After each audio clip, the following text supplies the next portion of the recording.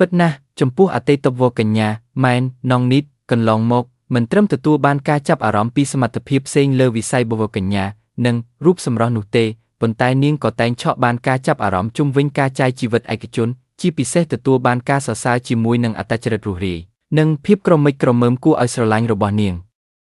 លើសពីនេះមហាជនក៏តែងចង់ដឹងតាក់ទងនឹងជីវិតឯកជនជុំវិញរឿងរ៉ាវស្នេហារបស់បវរកញ្ញារូបនេះដែរដោយអ្នកគាំទ្រចង់ដឹងថាបុរសរូបណាអាចក្លាយជាម្ចាស់បេះដូងរបស់នងនីតទៀតផងជាក់ស្ដែងមកដល់ថ្មីនេះអតីតវរកញ្ញារូបនេះបានធ្វើឲ្យមហាជនអ្នកគាំទ្រលើ Facebook ផ្ទុះចាប់អារម្មណ៍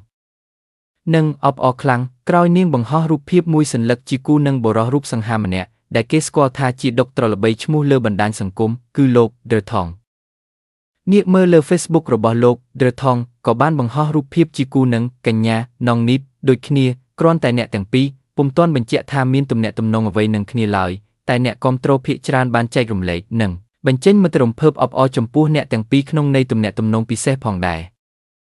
ក្រោយបង្ហោះរូបជាគូនឹងគ្នាធ្វើឲ្យមហាជនអបអររំភើបពេលនេះលើ Facebook របស់លោក ដឺ ថង កាន់តែធ្វើឲ្យមហាជនសង្ស័យលើទំនាក់ទំនងរវាងលោកនិងបវរកញ្ញានងនីតខណៈលោកបានបង្ហោះរូបភាពពីរសន្លឹកថែមទៀតជាសកម្មភាពញ៉ាំអាហារជាមួយគ្នាក្នុងនោះមិនត្រឹមតែជារូបភាពមើលទៅផ្អែមល្ហែមពេញដោយស្នាមញញឹមទាំងគូទេ